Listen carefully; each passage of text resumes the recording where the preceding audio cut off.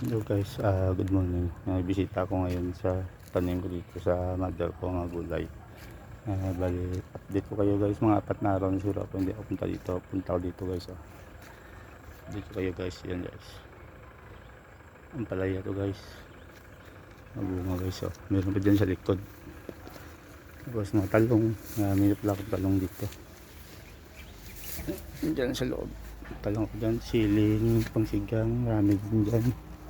Siyempre itong upo guys, upo ko na pumasok na dito sa bakod. Ayan, sa bakod lang din yung mother ko. Kasi niya yung bunga guys, marami dito guys. Yes, bunga yan Ayan.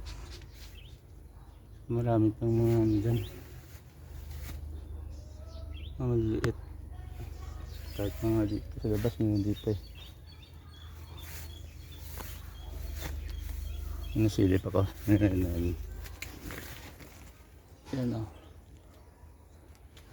marami pa yan, sunod yan, sunod lang yan.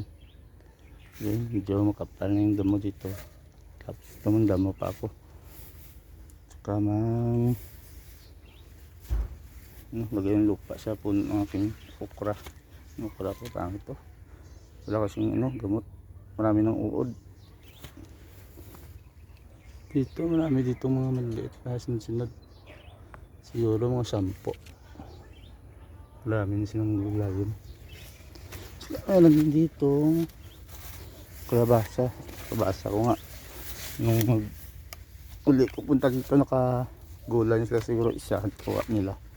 Ito na po sunod, mga 4 na araw na ako dito, hindi ako punta kailangan lang, busy din ako dun sa akin. Sayang mga ko dito, ng damo, mga okra ko hindi pa namunga, pero ang taba namunga.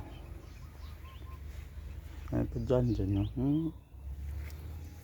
siyempre ito, kalabasa, pwede na rin to.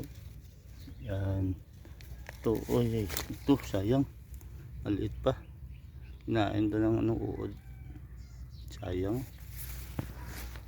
Dito mga muti kahoy, parang kalabasa naman, laklak pa, pero wala pa siyang pamblaklak. So yung pitsay ko dito, nakain ng uod, wala kasi akong gamot ng spray. Ito malaki kalabasa ito. Tanggalin ko muna yung tapos